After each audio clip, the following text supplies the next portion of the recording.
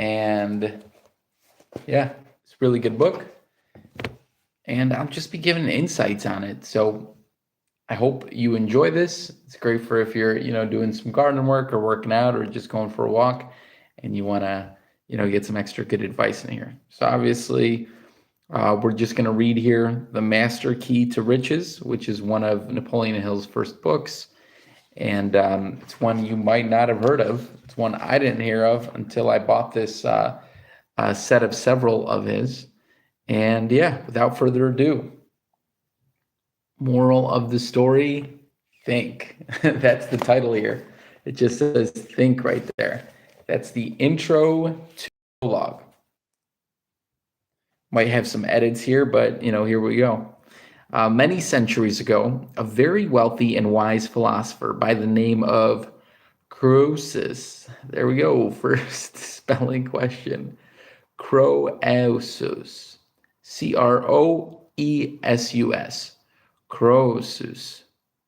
An advisor to Cyrus, king of the Persians, said, I am reminded, O king, and take this lesson to the heart, that there is a wheel in which the affairs of men revolve, and its mechanism is such that it prevents any man from being always fortunate. Makes sense. There is a wheel of life that controls the destiny of us all. It operates through the power of thought. The Master Key to Riches was designed for the purpose of aiding you in the mastery and control of this great wheel, to the end that it may be made to yield an abundance of all that you desire, including the 12 great riches of life described in the second chapter. Remember, you who are beginning the study of this philosophy, that this same wheel that prevents any man from being always fortunate may provide also that no one shall be always unfortunate, provided he or she will take possession of his or her own mind and direct it to the attainment of some definite major purpose in life.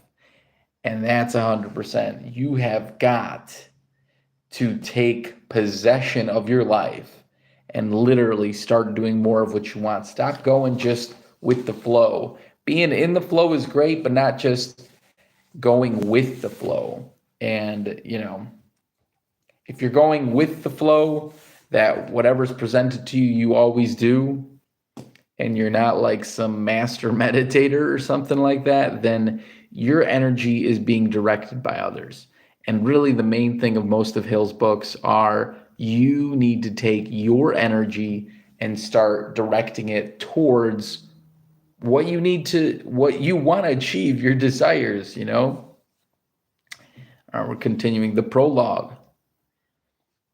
Give and bequeath to the American people the greater portion of my vast fortune, which consists in the philosophy of individual achievement, through which all of my riches were accumulated. That's nice. Thus begin the last will and testament of one of the richest men that the richest nation on earth ever produced. Wow. And it now serves as the beginning of the prologue of a story that may well mark the most important turning point in the lives of all who read it. This story first began in the late fall of 1908, when Andrew Carnegie called in a man whom he trusted and whose integrity and judgment he respected, and entrusted to him what Mr. Carnegie said was the greater portion of his vast fortune, with the understanding that the legacy was to be presented to the American people. Okay, I get it. That's what he was like doing as his main, greater part of his fortune, the knowledge he achieved. But I guess he asked, Napoleon Hill to go and achieve that knowledge. I'm pretty sure he didn't even pay for it. I'm pretty sure that was the thing. Didn't he just ask to do it for free? Anyway, great idea. These books are good, right? Today, nearly 100 years later, more than that now. I got this copy from decades ago. Today, nearly 100 years later, his story has been written to notify you of your right to share in this huge estate and to inform you as to the conditions under which you may do so. Lest you do the perfectly natural thing that many would do, that of reaching the false conclusion that the conditions under which you may share in this huge estate are too rigid to permit you to comply with them, let me relieve your mind by saying that the conditions are well within the reach of any adult of average intelligence. I do believe that. It's pretty simple knowledge in here. And there are no tricks or false hopes either in connection with the conditions or in this promise. Well, yeah, it's stuff that makes sense. Man, we're just in the prologue and we are getting some nuts and bolts, just like start doing what you want to be doing, right? Like that's really what it comes down to. You have to take your willpower and just desire to achieve your desire, right? Also, this is my brand. If you ever want to do breath work or help it achieve your brands, we got Simplify Gratitude over here. Yeah, I appreciate you for being here. So that you may know, we're continuing, whether or not this promises anything you need or desire, let me tell you what it does promise. A clear description of the formula by which you may have the full benefit of the master key to riches, a key that should unlock the doors to the solution of all of your problems, that will help you convert all of your past failures into priceless assets, and that lead you to the attainment of the 12 great riches, including economic security. That's the first thing you're going to get from this book. Number 2, an inventory of the vast riches which Andrew Carnegie provided for distribution to those who are qualified to receive them, together with detailed instructions through which you may appropriate and use your full share. There you go. That's another nugget. Number 3, what you're going to get from listening to you read this book, besides just a well-off good time, if you're gardening or working out. A description of the means by which you may have the full benefit of the education, experience, and technical skill of those whose cooperation you may need for the attainment of your major purpose in life. Thus, providing a practical means by which you may bridge the disadvantages of an inadequate education and attain the highest goals of life as successfully as may those who are blessed with a formal education. There you go. You can be broke. And, hello to everyone listening, by the way. I appreciate you. If you have any questions about this book, I'm glad to answer them. This is great. This is like a large sales letter. Isn't every book just a big sales letter? Okay. The privilege number 4 we got here. This is a big nugget. But you know what? One thing I wanted to say is I'm already getting like that. That's the main thing I teach about Napoleon Hill's books when I read them or when I share to people. If you're reading a book, you're not just getting the knowledge from it right then. You are literally getting like the frequency that the author has connected with in giving it. And I really think this book and this author, Hill, Napoleon Hill, he always wanted people to get as much as possible from it. Sipping here. So just sitting and listening, like I'm already getting nuggets, ideas that I've thought of and like just evolving them already. Number 4, the privilege of using the philosophy of success. These are things you get from listening to this.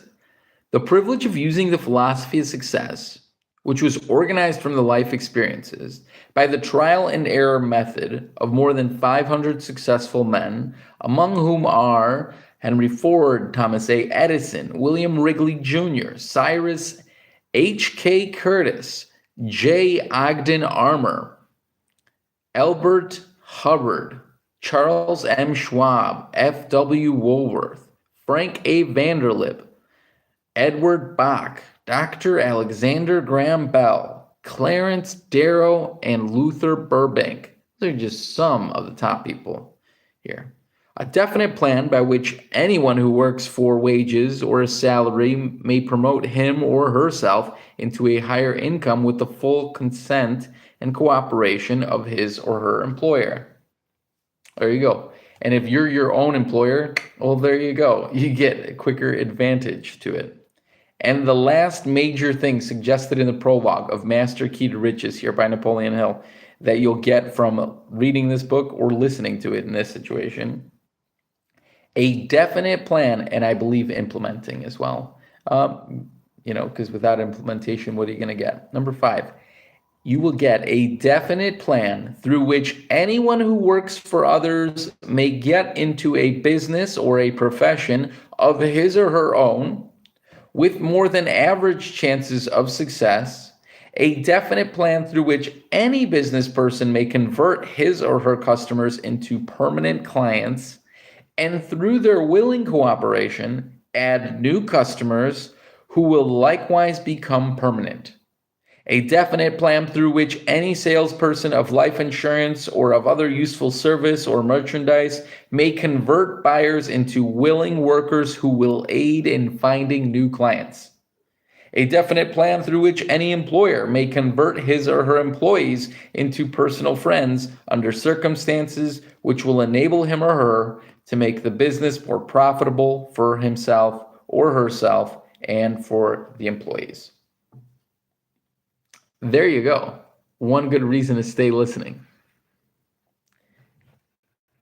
Continuing the prologue here, you have here a clear statement of my purpose, and the first condition under which you may benefit by these is that you read this book twice, line by line, and think as you read. Okay, so definitely you're going to think as you read.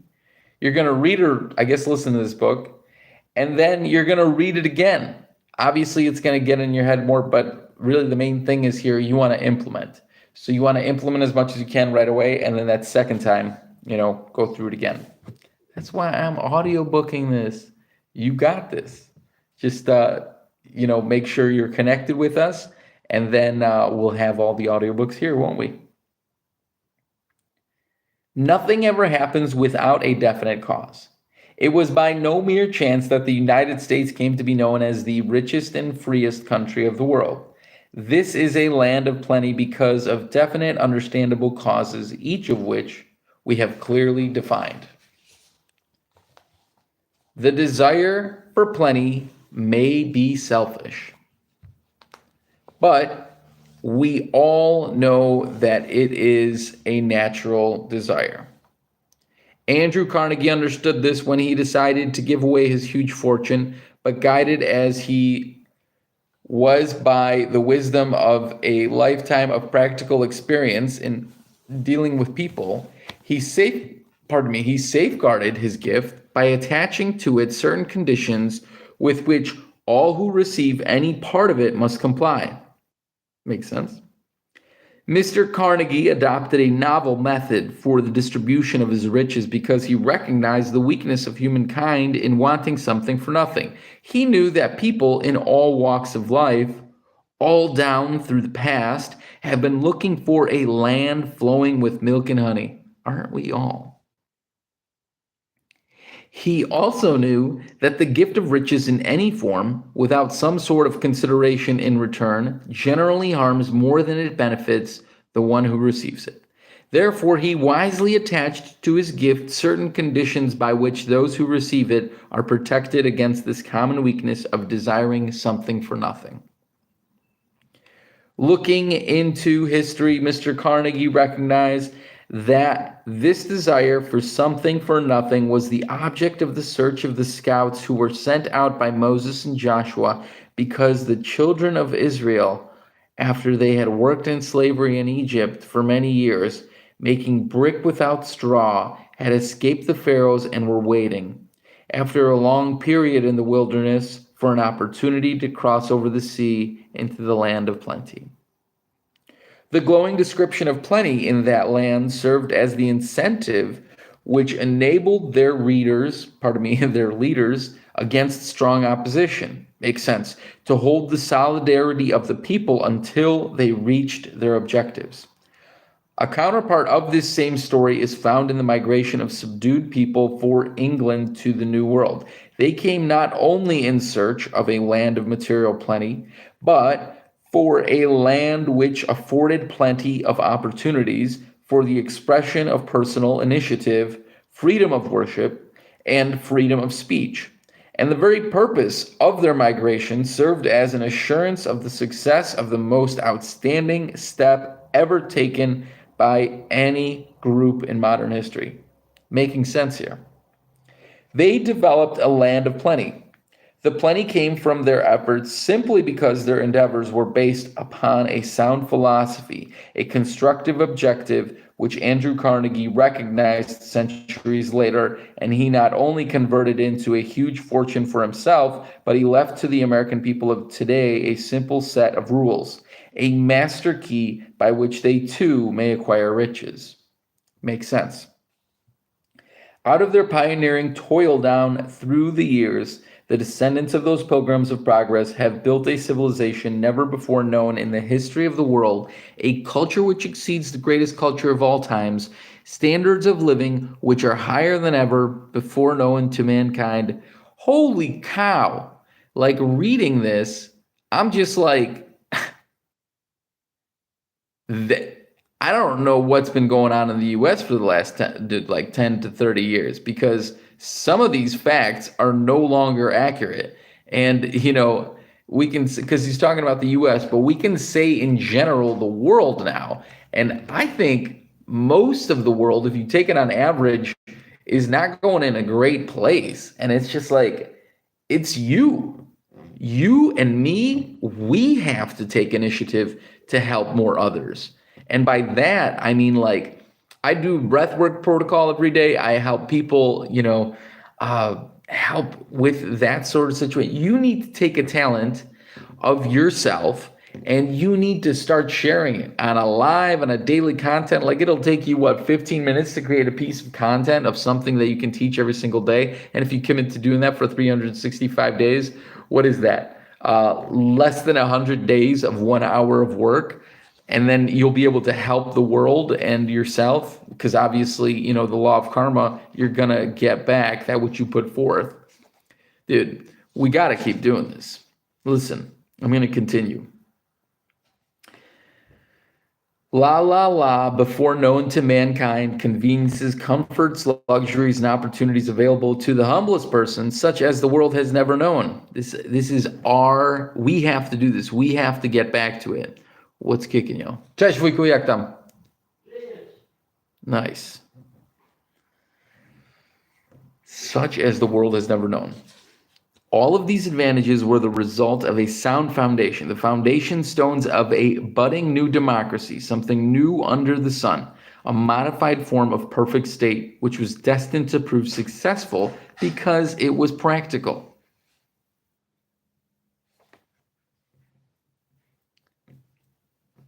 Makes sense. Such a civilization had never before been known in the entire history of mankind.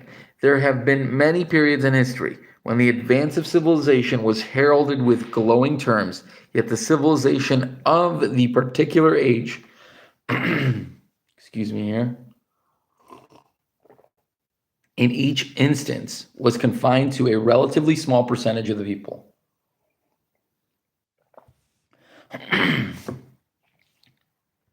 The difference between each of these periods of the distant past and the present, my apologies there, which we now enjoy, lies in the fact that the masses of people of the past were under the heels of sovereigns, many of whom were tyrants, while we enjoy a standard of living which was unknown even to the kings of those days. Thus, we represent a difference between the cultural eras,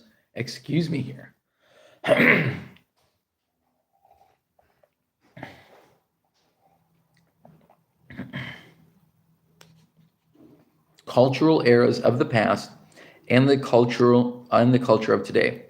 Study, if you will, the picture of the advantages enjoyed by the American people today. and the people of the world, to be fair. There is so much we can do around the world right now.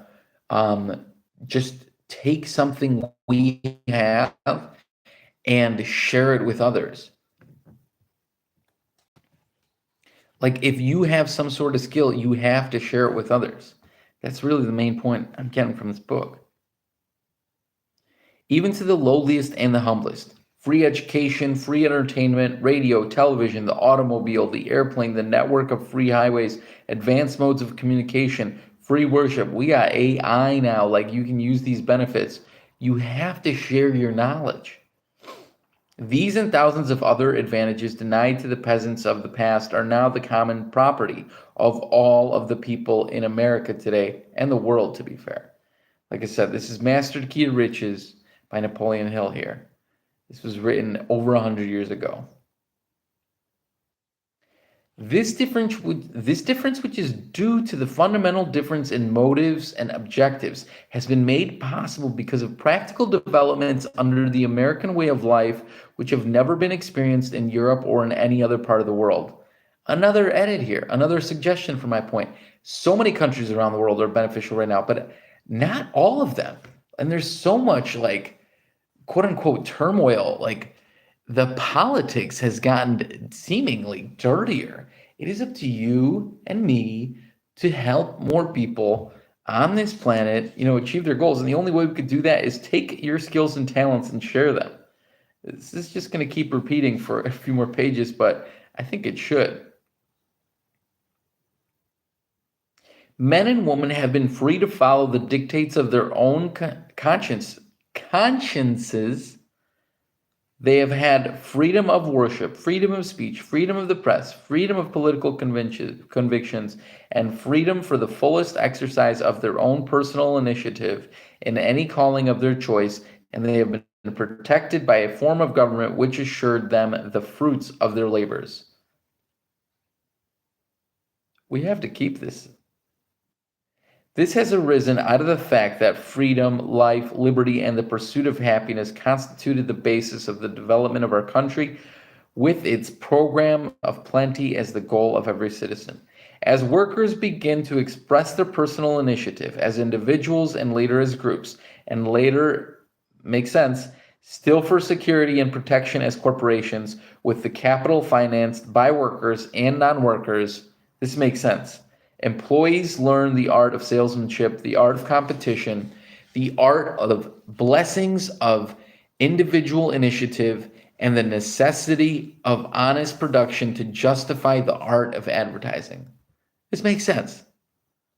All of these factors combined have justified greater production at lower cost so that more people may afford to purchase American commodities, so that more people may be engaged in manufacturing. Man, over 100 years ago, and now this. Listen, all over the world, we have these benefits now.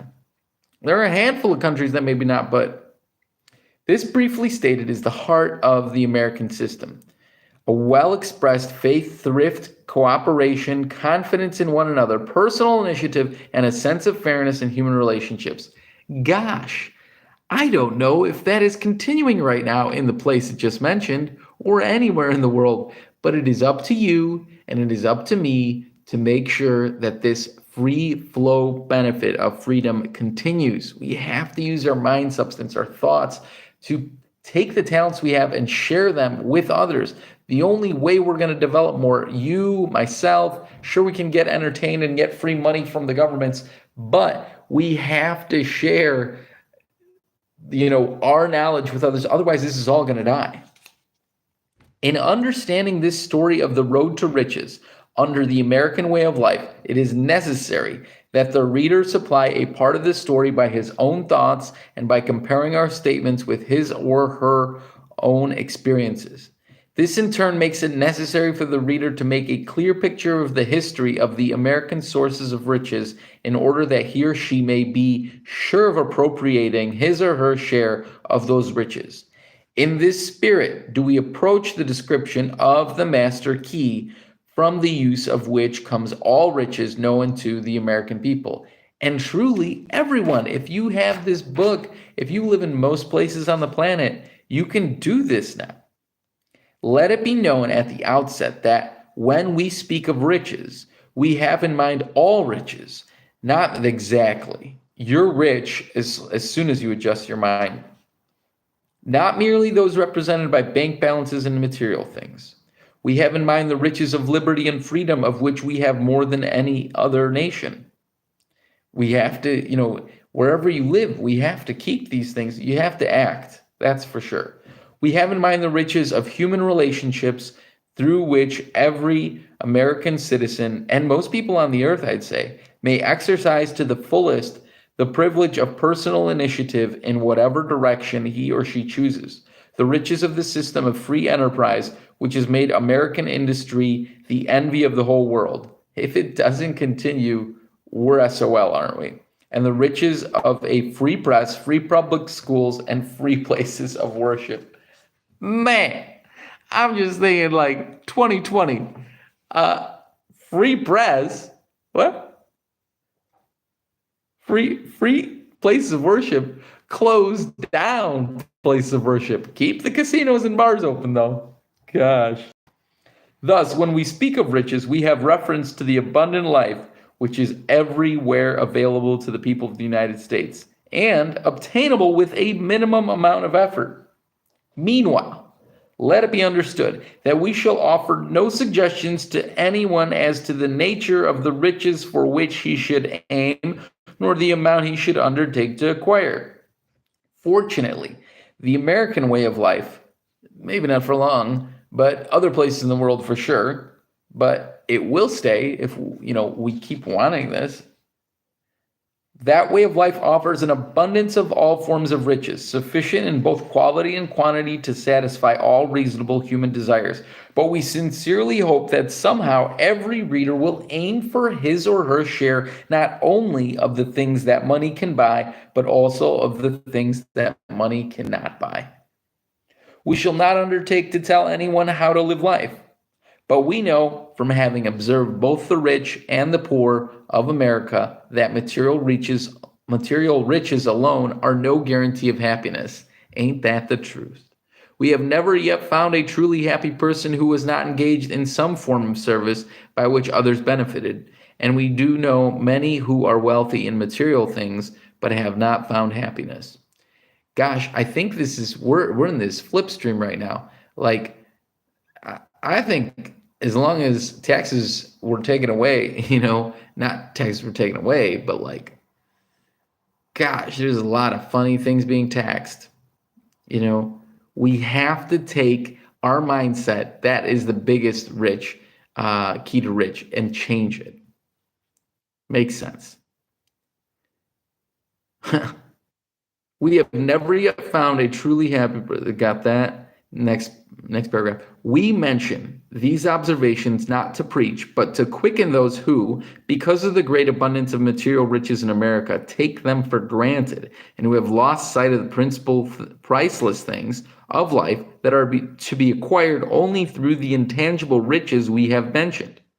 Although the American people already enjoy the highest standard of living in the world, we are not satisfied with this standard, and we propose to describe how we believe it can be raised still higher. In the next several pages, you'll see how you too can contribute to improving the American way of life and just any way of life. Like I said, this book's from over 100 years ago, and indeed the lives of all those with whom you form close ties.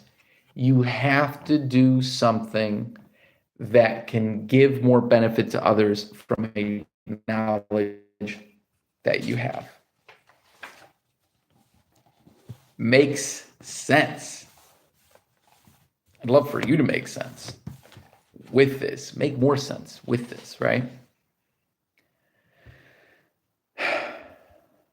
Chapter 1, the beginning of all riches. You have opened this book to seek the master key to riches.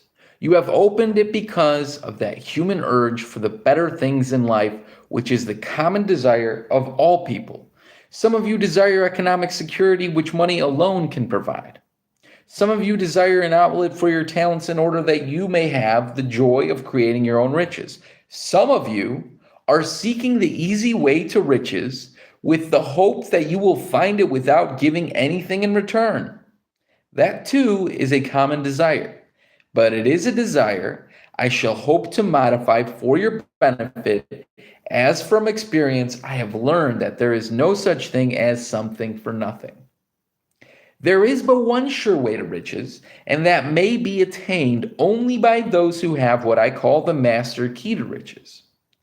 This master key is an ingenious device with which those who possess it may unlock the door where they will find the solution to all of their problems.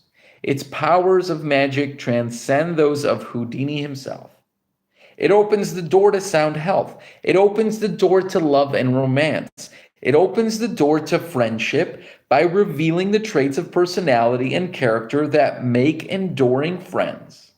It reveals the method by which every adversity, every failure, every disappointment, every mistaken error of judgment, and every past defeat may be transmuted into riches of a priceless value. It rekindles the dead hopes of all who possess it, and it reveals the formula by which one may tune in and draw on the great reservoir of infinite intelligence through that state of mind known as faith. It lifts humble people to positions of power, fame, and fortune. It turns back the hands of time and renews the spirit of youth for those who have grown old too soon. It provides the method by which one may take full and complete possession of one's own mind, thus giving one unchallengeable control over the emotions of the heart and the power of thinking. It bridges the deficiencies of those who have an adequate education throughout formal schooling and puts them substantially on the same plane of opportunity that is enjoyed by those who have a better education. And last, it opens the doors one by one to what I call the 12 great riches of life, which I shall describe for you in detail in a moment. Listen carefully to what I have to say. Listen not only with open ears, but with open minds, open hearts, eager hearts, remembering that one can't hear what one isn't prepared to hear. That's true right there. Set an intention for this. What are you looking for? Ask yourself. Don't just let the mind work. Say it out loud physically. Write it down. That preparation consists of many things, among them sincerity of purpose, humility of heart, a full recognition of the truth that no one knows everything, that the combined knowledge of humankind has not been enough to save us from destroying one another through warfare, nor to restrain us from cheating and stealing the fruits of labor from others.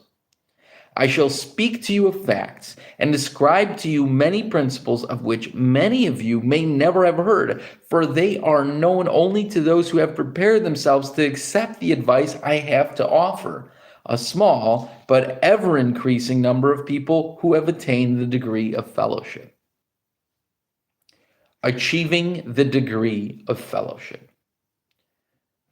The fellowship is made up of men and women from many walks of life, of all nationalities and creeds. Its purpose is to reveal the benefits that are available through the spirit of sharing universal wisdom. The fellowship is non-sectarian and non-commercial. Its members work individually. It has no authorized leaders, but all who qualify for the degree of fellowship become leaders unto themselves. The only condition that is required for membership is that all who qualify for the degree shall share with others the benefits they receive through these teachings, as many as they may find who are willing to prepare themselves to receive the benefits. There you go. The fellowship prepares men and women who relate themselves to one another as brothers and sisters. It recognizes the great abundance of material riches available to all and provides a rational plan by which every person may share in these riches in proportion to his or her talents as they are expressed through useful services. It frowns upon the idea of too much for the few and too little for the many, but it also discourages all who endeavor to get something for nothing. and it discourages the accumulation of riches by individuals whose greed inspires them to seek more than they can use for their own economic security, and encourages them to provide opportunities through which others may attain such security. The fellowship has a stupendous task ahead of it. Civilization must live and go forward, not backward. We must learn to live together so that we may walk arm in arm, do the world's work, and reap our just reward. Without poverty, without hardship, without fear of trembling, the members of the fellowship have learned to do this without suffering the loss of any of the joys of living or sacrificing any of their rights as individuals. They have discovered that the fellowship way is the only path to enduring happiness. I have come to tell you about the fellowship and to place in your hands what I describe as the 12 great riches. That's right. We have come here to tell you about the fellowship and to place in your hands what is described as the 12 great riches. This is going to be good. This is going to be good. The many selves who guide you. Before I describe the 12 great riches, let me reveal to you some of the riches you already possess, riches of which most of you may not be conscious. First, recognize that each of you is a plural personality. Although you may regard yourself as a singular personality, you and every other person consist of at least 2 distinct personalities, and many of you possess more. There is that self you recognize when you look into a mirror. That is your physical self, but it is only the house in which your other selves live. In that house, there are 2 individuals at least who are eternally in conflict with each other. One is a negative sort of a person who thinks and moves and lives in an atmosphere of fear and doubt and poverty and ill health. This self expects failure and seldom is disappointed. It thinks of the circumstances of life that you do not want but seem forced to accept. Poverty, greed, superstition, fear, doubt, worry, and physical sickness. And one is your other self, a positive sort of person who thinks in terms of opulence, sound health, love, and friendship, personal achievement, creative vision, and service to others, and who guides you unerringly to the attainment of all of these blessings. It is this self which alone is capable of recognizing and appropriating the 12 great riches. It is the only self capable of receiving the master key to riches. These are not imaginary personalities of which I speak. They are real, for they have been revealed through scientific investigation of irreproachable authenticity. Many of you might have heard of Martin Seligman, a renowned psychologist and clinical researcher who has studied the effects of optimism or positive thinking for over 25 years, and I guess now for over 125 years. His research is but one scientific example of many available that have demonstrated the power that our thoughts can possess over our destiny.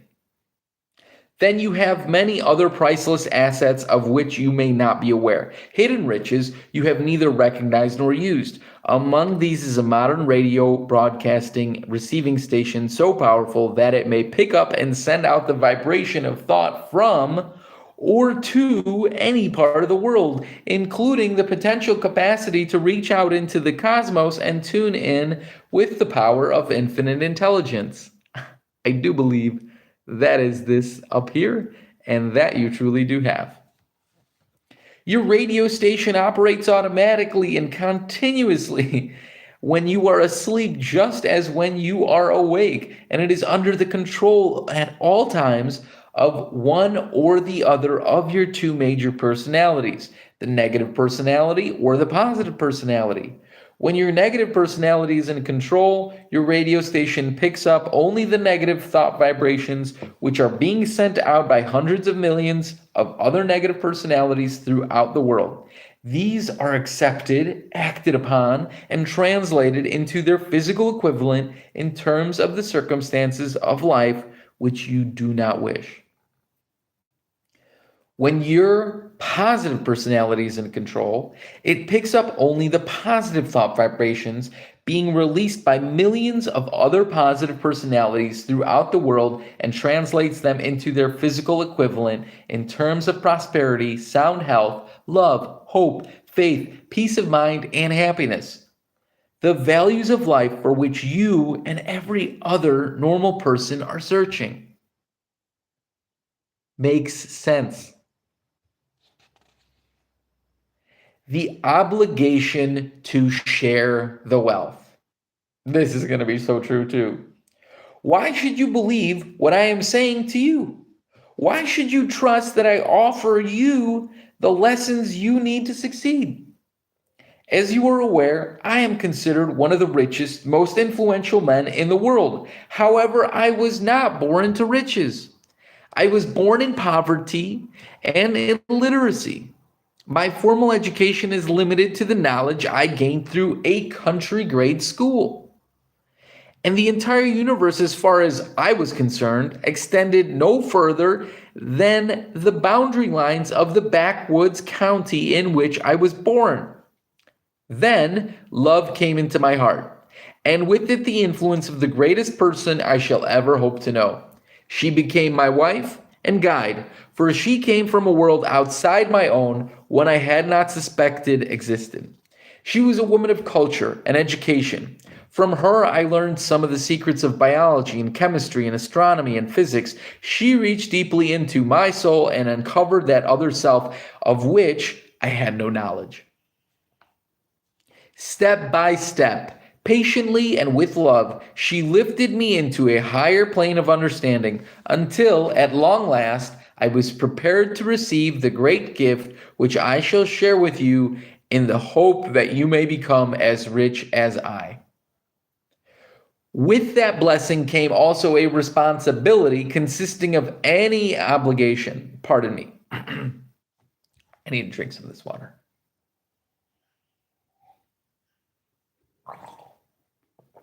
Excuse me. Continuing with the obligation to share the wealth section.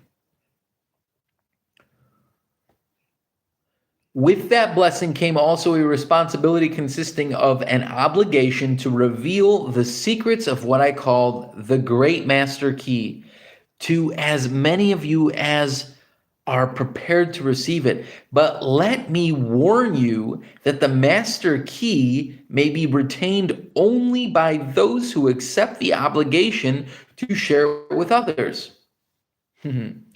No one may use it selfishly for personal aggrandizement alone. The founders of the Rotary Club movement must have recognized the benefits of sharing, for they adopted as their motto, "He profits most who serves best." And every close observer must have recognized that all individual successes which endure have had their beginning through the beneficent influence of some other individual through some form of sharing. My great opportunity consisted in the willingness of my wife to share with me the knowledge she had acquired, plus the knowledge I gained from the principles which placed the Master Key within my reach. Your opportunity may well consist in my willingness to share this knowledge with you, but remember, I have not come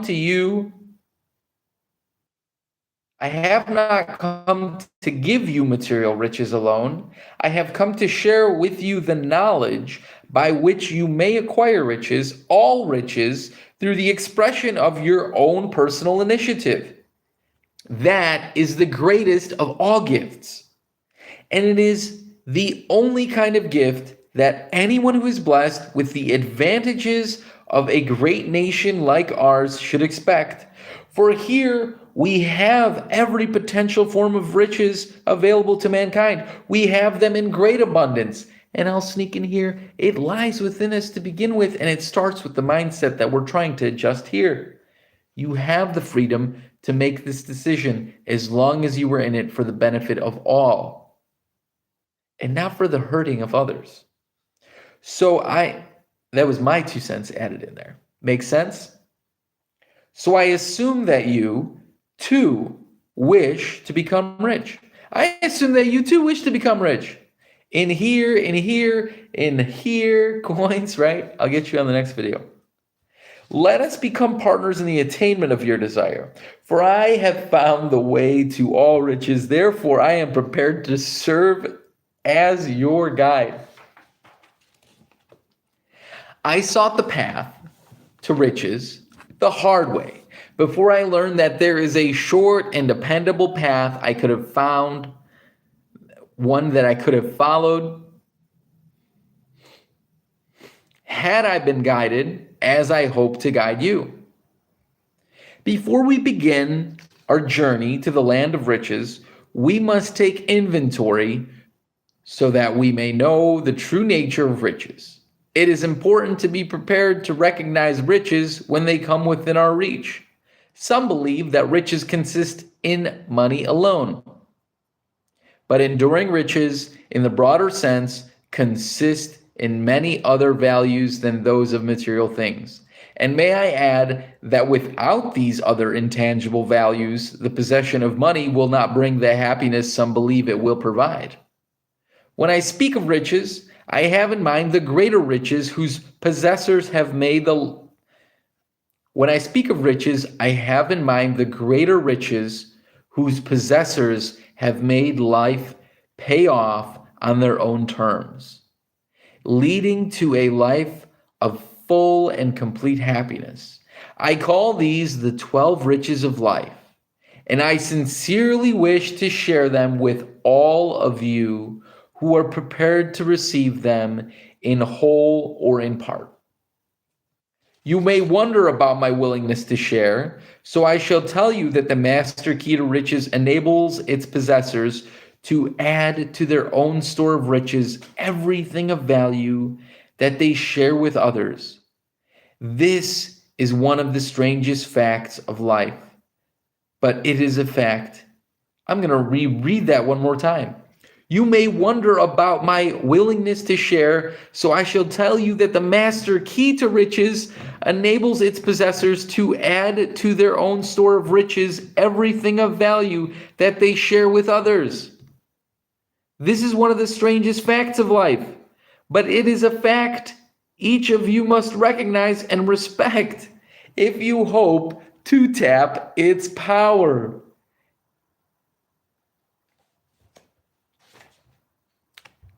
This is good. Chapter 2, the 12 riches of life. 1, a positive mental attitude. All riches of whatsoever nature begin as a state of mind, and let us remember that a state of mind is, wow. Remember that. Like, that's the main thing. That's why the main master key is if you're sharing, you will also get back. This is just additional benefit of karma. This is part of, like, I love how this is what I wanted to teach, and I was like, I should read this book. And I'm like, this book is sharing more of what the equal sign, karma, as you give, so shall you receive. You have to give of your talents.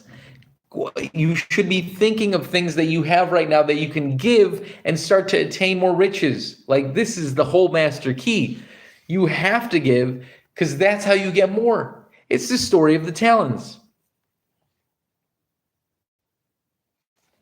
Number 1, a positive mental attitude. All riches of whatsoever nature begin as a state of mind. And let us remember that a state of mind is the one and only thing over which any person has complete, unchallenged right of control. It is highly significant that none of us has control over anything except the power to shape our own thoughts and the privilege of fitting them to any pattern of our choice. One more time, this is important here.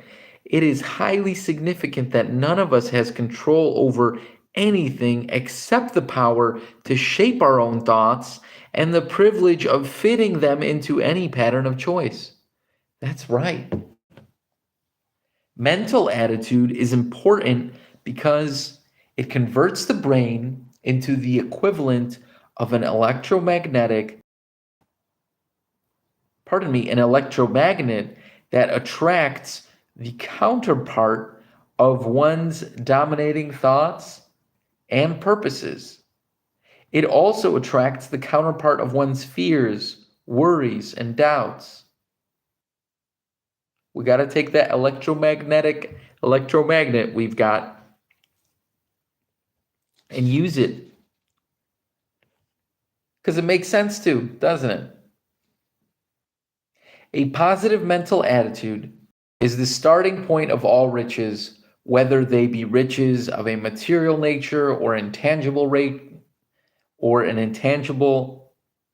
A positive mental attitude is the starting point of all riches, whether they be riches of a material nature or intangible riches. It attracts the riches of true friendship and the riches one finds in the hope of future achievement. It provides the riches one may find in nature's handiwork as it exists in the moonlit nights, in the stars that float out there in the heavens, in the beautiful landscapes and in distant horizons. Heck, I'm going to go so far as to say in my errors of speech. Anytime I make an error or I add this additional piece of information, I'm sending more of this frequency for you to receive all of this. And I emphasize and wish that anytime an error occurs or whatnot, you can find more benefits somewhere in there.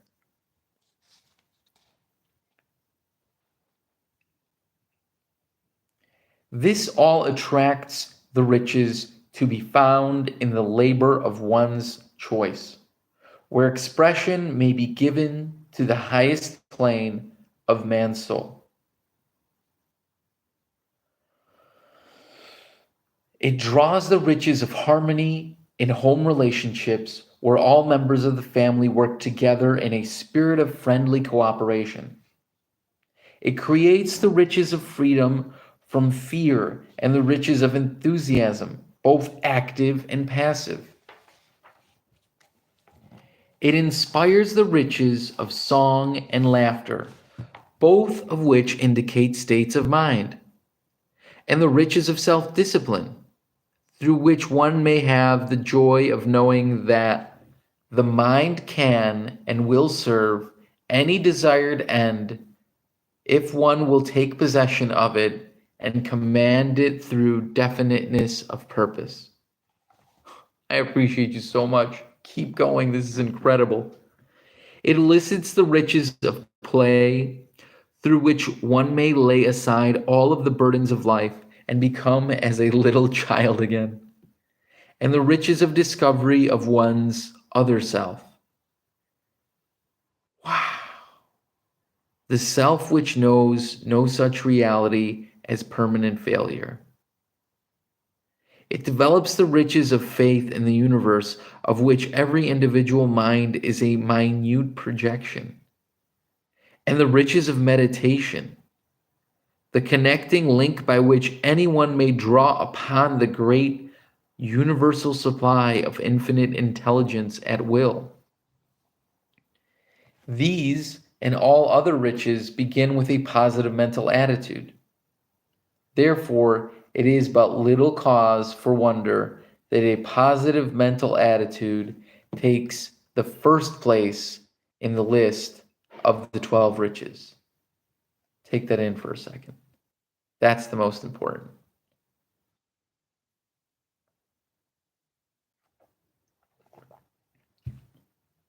We've already been granted all the tools right here. Now we must use the positive mental attitude to move forward. Number 2, sound physical health. Ain't that the truth? Sound health begins with a health consciousness, produced by a mind which thinks in terms of health and not in terms of illness. It requires temperance of eating and a commitment to physical activity. 3, harmony in human relationships. Harmony with others begins with oneself. As Shakespeare said, there are benefits to following this rule. To thine own self be true, and it must follow, as the night, the day, thou canst not then be false to any man. Whoa. Number 4, freedom from fear. No one who fears anything is free. Fear is a harbinger of evil, and wherever it appears, one may find a cause which must be eliminated before one may become rich in the fuller sense. The 7 basic fears which appear most often in our minds are: 1, the fear of poverty; 2, the fear of criticism; 3, the fear of ill health; 4, the fear of loss of love; 5, the fear of loss of liberty; 6, the fear of old age; and 7, the fear of death. I'm going to point out here just quickly, there are some things you might not agree with here, but that's life. The point is to keep developing and moving in through the knowledge. So my intention is that you receive this in the best manner of goodness for your future and the future of mankind. 5, the hope of achievement. The greatest of all forms of happiness comes as the result of hope of achievement of some yet unattained desire. The person who cannot look to the future with hope of becoming the person he or she would like to be, or with the belief of attaining the objective he or she has failed to reach in the past, is poor beyond description. Makes some sense there. Number 6, the capacity for faith. Faith is the connecting link between the conscious mind and the great universe. It is the fertile soil of the garden of the human mind, wherein may be produced all of the riches of life. It is the eternal elixir. Which gives creative power and action to the impulse of thought. Faith is the basis of all so-called miracles and of many mysteries which cannot be explained by the rules of logic or science. It is the spiritual chemical which, when it is mixed with prayer, gives one direct and immediate connection with one's God. Also, they're testing this right now in laboratories. Joe Dispenza and other people, but he was the basis of the starting, to actually test how there are these chemicals that we give off, and those may lie in faith. So listen, faith is the power which transmutes the ordinary energies of thought into their spiritual equivalent. Number 7 of the 12 riches of life: willingness to share one's blessings. Well, yeah, that makes sense. You have blessings right now. You have talents within you that you must share. If you put them away, they die. If you share some, you'll get more. If you share more of those, you'll get exponential. They talk about that in the book. Those who haven't learned to share have not learned the truth, have not learned the true path to happiness. For happiness comes only by sharing. All riches may be embellished and multiplied by the simple process of sharing them where they may serve others. The space one occupies in the hearts of others is determined precisely by the service rendered through some form of sharing one's blessings. Riches which are not shared, whether they be material riches or the intangibles, wither and die like the rose on a severed stem, for it is one of nature's first laws that inaction and disuse lead to decay and death, And this law applies to material possessions just as it applies to the living cells of every physical body. Ain't the truth. That truth.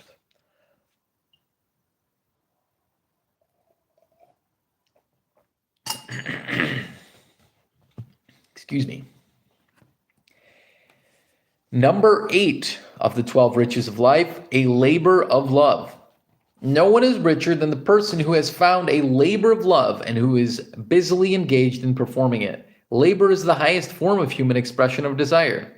It is the liaison between the demand and the supply of all human needs. Think about that. Labor is the highest form of human expression of desire. What comes to mind is, higher evolved light beings that don't have a human body and they need to enter into it, let's say. So labor, like you're actually putting forth that action. That's why we're here, to act on our desires. What? Maybe? Labor is the highest form of human expression of desire. It is the liaison between the demand and the supply of all human needs, the forerunner of all human progress, and the medium by which imagination is given the wings of action. All labors of love are sanctified because they bring the joy of self-expression. Number 9, an open mind on all subjects.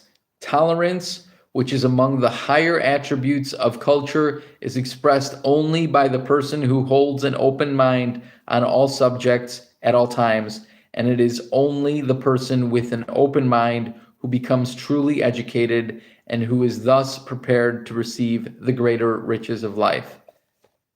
I'd add a little caveat in there. Tolerance maybe to, the faith and foundation of the Creator, because, you don't want to tolerate everything, because we're in a place where you got to start taking your mind substances and start creating more. And if you tolerate to sit within it, are you going to achieve your desires? I don't know. 10, self-discipline. The person who does not master self-discipline may never become the master of anything else.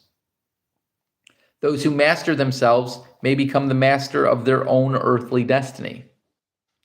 The highest form of self-discipline consists in the expression of humility of the heart when one has attained great riches or has been overtaken by that which is commonly called success. Number 11, the capacity to understand people. Those who are rich in their understanding of people always recognize that all people are fundamentally alike in that they have evolved from the same origin, that all human activities are inspired by one or more of the 9 basic motives of life, including the emotion of love, the desire for sex, the desire for material gain, the desire for self-preservation, the desire for freedom of body and mind, the desire for self-expression, the desire for perpetuation of life after death, the emotion of anger, the emotion of fear. Those who understand what motivates others must first understand what motivates themselves. The capacity to understand others eliminates many of the common causes of friction among people. It is the foundation of all friendship. It is the basis of all harmony and cooperation. It is fundamentally important in all leadership that calls for friendly cooperation. That's the capacity to understand people. And number 12 of the 12 riches of life, as expressed here, economic security. The last, though not least important of the 12 riches, is economic security. Economic security is not attained by the possession of money alone. It is attained by the service one renders, for useful service may be converted into all forms of human needs, with or without the use of money.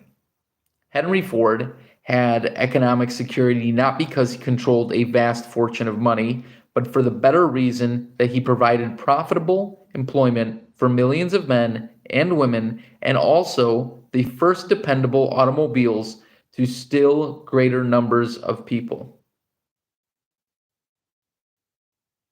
The service he rendered attracted the money he controlled.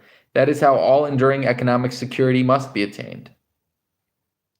I will introduce to you the principles by which money and all other forms of riches may be obtained. But first, you must be prepared to apply these principles. Your mind must be conditioned for the acceptance of riches, just as the soil of the earth must be prepared for planting of seeds. Maybe you have heard the expression, when the student is ready, the teacher will appear.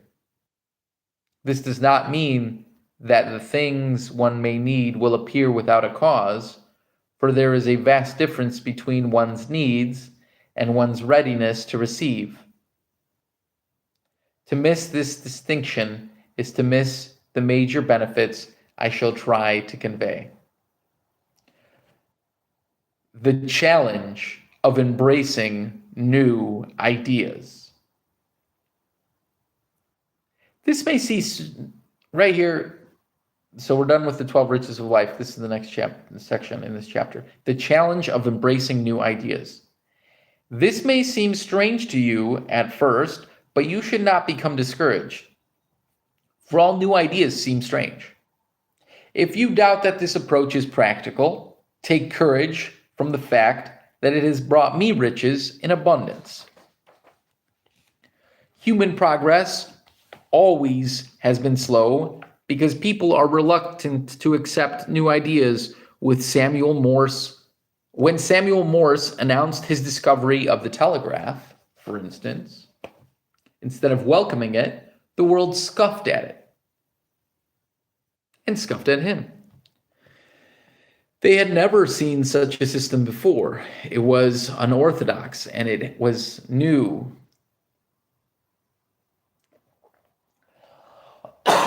Excuse me. I have not realized how much talking like this does this.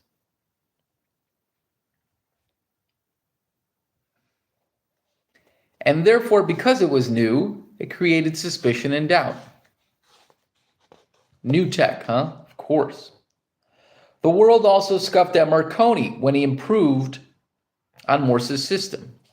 The same with the man who we recognize today as an unqualified genius, Thomas A. Edison. He was not honored on his day, but actually ridiculed for his electric light bulb. Did the world welcome Ford's horseless buggy? No, he met the same experience.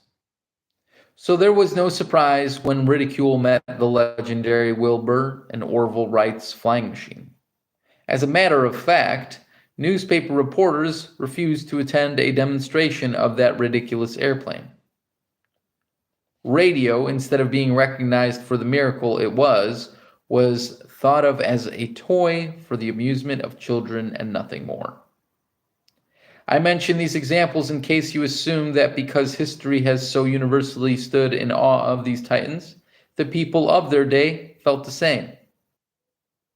No, what they proposed was new, unfamiliar. What I am proposing to you is equally new, and I warn you not to be discouraged. The unfamiliar does not always merit suspicion and dismissal. Follow my thought, accept my philosophy, and be assured that it will work for you as it has worked for me. By serving as your guide, I shall receive my compensation for my efforts in exact proportion to the benefits you receive. The eternal law of compensation ensures this. My compensation may not come directly from you, but it will come in one form or another, for it is a part of the great cosmic plan that no useful service shall be rendered by anyone without a just compensation. Do the thing, said Emerson, and you shall have the power. Aside from the consideration of what I shall receive for my attempt to serve you, There is the question of an obligation which I owe the world in return for the blessings it has bestowed upon me. I did not acquire my riches without the aid of many others. I have observed that all who acquire enduring riches have ascended the ladder of opulence with two outstretched hands, one extended upward to receive the help of others who have reached the peak, and the other extended downward to aid those who are still climbing. That is what I hope for you as well. So let me admonish you who are on the path to riches that you, too, must proceed with outstretched hands to give and to receive aid.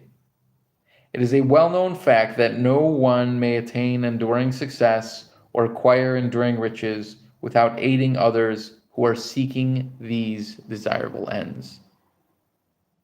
To get one must first give. I am delivering this message to you today so that I may give. The next step you must take in the process of conditioning your mind to receive riches. The next step you must take in the process of conditioning your mind to receive riches is to learn the 9 practices for receiving life's rewards. They serve me when I am awake, and they serve me while I sleep. They have protected me against fear, envy, greed, doubt, indecision, and procrastination. They have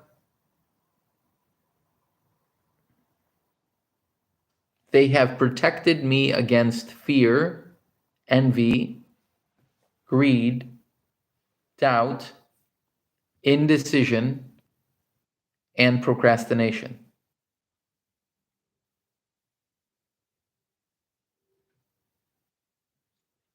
Before that was, they serve me when I am awake, and they serve me while I sleep.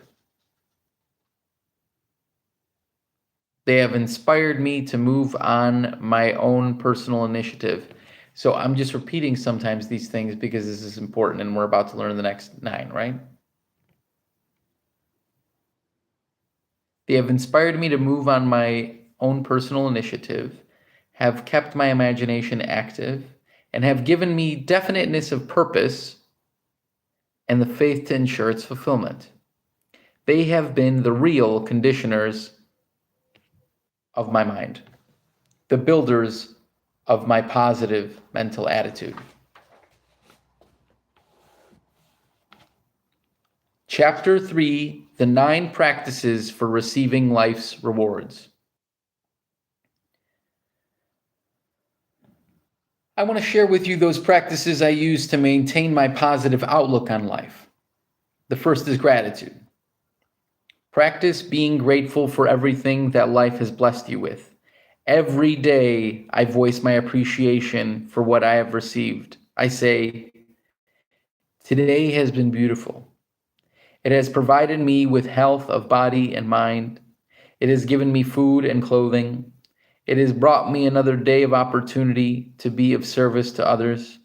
It has given me peace of mind and freedom from all fear. For these blessings, I am grateful. Next is the practice of material prosperity. Every day you must attune your mind to the consciousness of opulence and plenty, free from the fear of poverty and want. Third is the practice of sound physical health. Every day, be conscious of how you are treating your body, what you are creating, and how you are managing your stress. Being aware of your health helps you to value and sustain it. Fourth, practice peace of mind. Try to keep your mind free from all inhibitions and self-imposed limitations, thereby providing your body and mind with complete rest.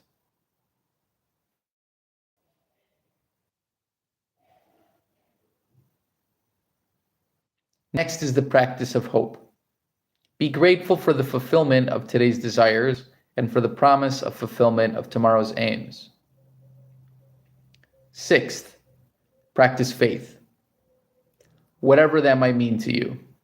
I am grateful to God for the guidance God has given me for inspiring me to do what has been helpful to me, and for turning me back from doing that which I had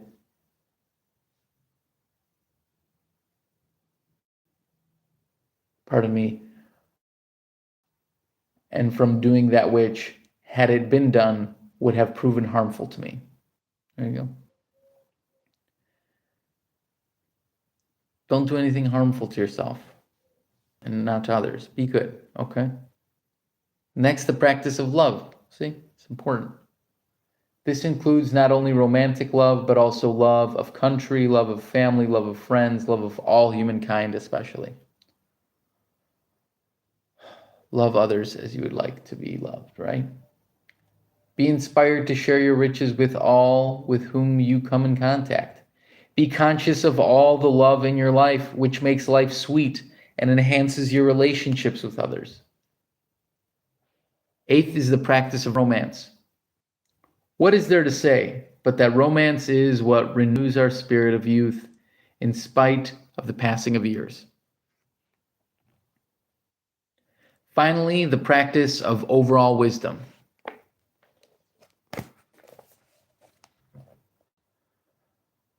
Overall wisdom transforms into an enduring asset of priceless value of all your past failures, defeats, errors of judgment, and of deed, fears, mistakes, disappointments, and adversities of every nature. For me, these incidents have developed into my willingness and ability to inspire others to take possession of their own minds and to use the power of their mind for the attainment of the riches of life. Wisdom provides me with the privilege of sharing all my blessings with those who are ready to receive them. Wisdom provides me with the privilege of sharing all my blessings with those who are ready to receive them, thereby enriching and multiplying my own blessings by the scope of their benefit to others. I am grateful for the overall wisdom that has revealed to me the truth that no human experience need become a liability, that all experiences may be transmuted into useful service, that the power of thought is the only power over which one has complete control, that the power of thought may be translated into happiness at will, that there are no limitations to the power of thought save only those in one's own mind. These 9 practices condition your mind to receive the benefits of the 12 riches. They serve as a medium through which you can keep your mind fixed on the things you desire and away from the things you don't desire. They provide you with conscious immunity against all forms of negative mental attitude. Thus, they destroy both the seed of negative thought and the germination of that seed in the soil of your mind. They help you to keep your mind fixed upon your major purpose in life and give the fullest expression to the attainment of that purpose. They keep you at peace with yourself, at peace with the world, and in harmony with your own conscience. Gratitude, material prosperity, sound physical health, peace of mind, faith, love, romance, overall wisdom.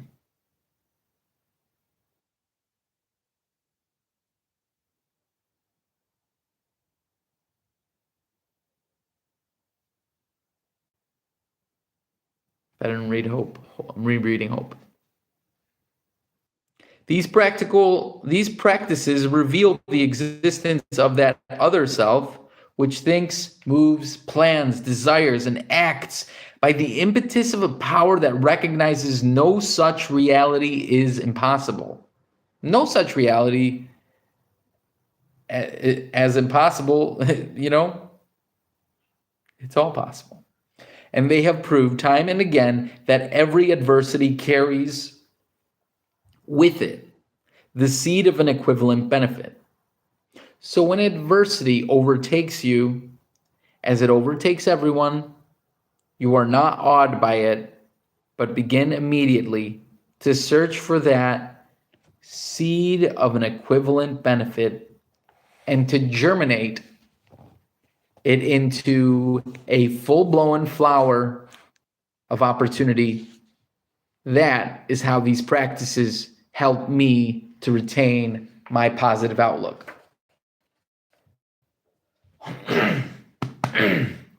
Excuse me. How to make use of the 12 riches. Now let us get on with our story by a description of the philosophy one must adopt in order to acquire the 12 riches. I have described a method of preparing the mind to receive riches, but this is only the beginning of the story. I have yet to explain how one may take possession of riches and make the fullest use of them. The story has its beginning in the life of Andrew Carnegie, a great philanthropist who was a typical product of the American system of free enterprise. Mr. Carnegie acquired the 12 riches, the financial portion of which was so vast that he did not live long enough to enable him to give it away. So he passed much of it on to others, who used it for the benefit of mankind. Mr. Carnegie was also blessed with the teachings of the 9 practices, that he was inspired not only to give away all his material riches, but also to provide people with a complete philosophy of life through which they too might acquire riches. That philosophy consists of 17 principles which confirm in every respect to the tenets. That philosophy consists of 17 principles which conform in every respect to the tenets of the great Constitution of the United States and the American system of free enterprise.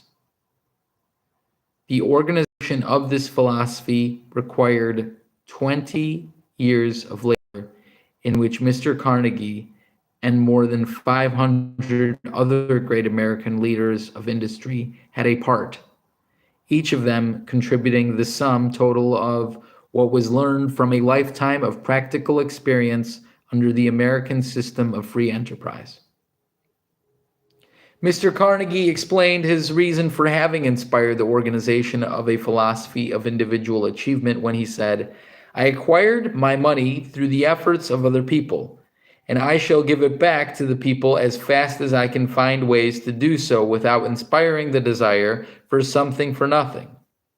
But the major portion of my riches consists in the knowledge with which I acquired both the tangible and the intangible portions of it. Therefore, it is my wish, Therefore, it is my wish that this knowledge be organized into a philosophy and made available to every person who seeks an opportunity for self-determination under the American form of economics." I'm going to reread that section because it's pretty interesting, the fact that he came up with this idea to do it, right? This is what Mr. Carnegie said. He had so much money he couldn't get rid of it quick enough, in the right manner. So he worked on this, right? And this is what he said: "I acquired my money through the efforts of other people, and I shall give it back to the people as fast as I can find ways to do so without inspiring the desire for something for nothing. But the major portion of my riches consists in the knowledge with which I acquired both the tangible and the intangible portions of it. Therefore, it is my wish that this knowledge be organized into a philosophy and made available to every person who seeks an opportunity for self-determination under the American form of economics, and what is available in most places of the world now. But we must keep it, right? Maybe it'll always be here. Maybe not. We have to act as best as possible with the talents and skills we have." It was this philosophy by which Mr. Carnegie was inspired to give to the people who provided me with the 12 riches and an opportunity to achieve all. It was this philosophy by which Mr. Carnegie was inspired to give to the people who provided me with the 12 riches and an opportunity to achieve all that I have in life. And it is the philosophy you must adopt and apply if you hope to accept the riches I desire to share with you. Before I describe the principles of this philosophy, I wish to give you a brief history of what it has already accomplished for others throughout more than half the world. It has been translated into 4 of the leading Indian dialects and has been made available to more than 2 million people of India. Gosh, this is over 100 years ago. These are facts. So imagine now. Billions of people all over the world over time. It has been translated into the Portuguese language for the benefit of the people of Brazil, where it has served more than 1.5 million people. It's cool that they have these facts. This is, again, over 100 years ago. It has been published in a special edition for distribution throughout the British Empire, where it has served more than 2 million people. It has benefited 1 or more people in practically every city, town, and village in the United States, numbering in all an estimated 20 million people. It may well become the means of bringing about a better spirit of friendly cooperation between all the peoples of the world, since it is founded on no creed or brand, but consists of the fundamentals of all enduring success and all constructive human achievements in every field of human endeavor. Interesting. It supports all religions, yet it is part of none. It is so universal in its nature that it leads men inevitably to success in all occupations. But more important to you than all of this evidence, the philosophy is so simple that you may start right where you stand to put it to work for you. The 17 principles will serve as a dependable roadmap leading directly to the source of all riches, whether they be intangible or material riches. The 17 principles will serve as a dependable roadmap leading directly to the source of all riches, whether they be intangible or material riches. Follow the map and you cannot miss the way, but be prepared to comply with all the instructions and to assume all the responsibilities that go with the possession of great riches.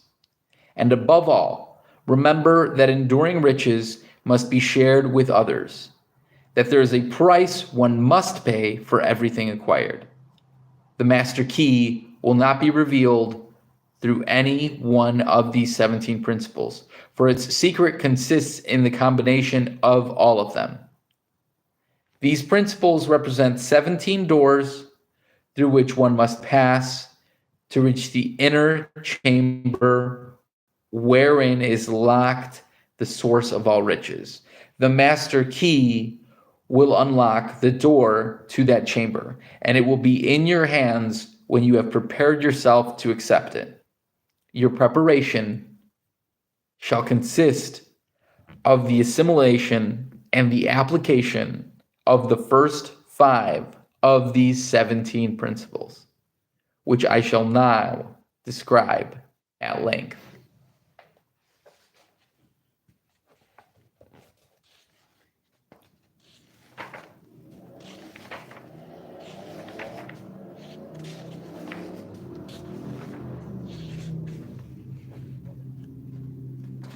Well, that was the end of chapter 3 and chapter 2 and chapter 1 and the prologue. And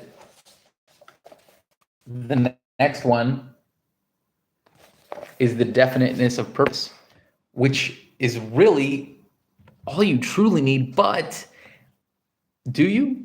You need to get these other concepts and understand them. And what we're going to do here is to prep you for the definiteness of purpose. Go through again all of this so that you remember the 12 riches of life and that you remember the 9 practices for receiving life's rewards, because ultimately it mostly just comes down to knowing all these concepts in the present moment and wholly being in the present moment and acting present with your thought correctly with the right intention. And that is why the definiteness of purpose is the most important. So get that together, the definiteness of purpose. We'll read in the next day, the next section, but get together those 12 riches, the 9 practices, and understand that it is in the present whole moment that you need to act to get you move forward consistently, because that is what it is. Think in the moment, wholly be there. How can I do what's best for me in this situation? And if you do not have a definiteness of purpose, then all that you are thinking is guiding you to wherever. You must have an intention of what you are working with, and you must have a direction.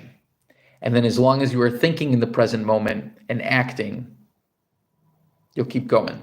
So go over those and what I have here explained, and focus a little bit on where your direction is in this present moment. I appreciate you highly. Go forth and share of your talents. That is the most important aspect of this, because it is, to get that direction, that desire, that peak on the mountain that you're going to, strive to, and then later want to strive to another, you must always give back. And you don't have to start with much. You just need to start with your will and that mind set on what skills you have to share, and share them.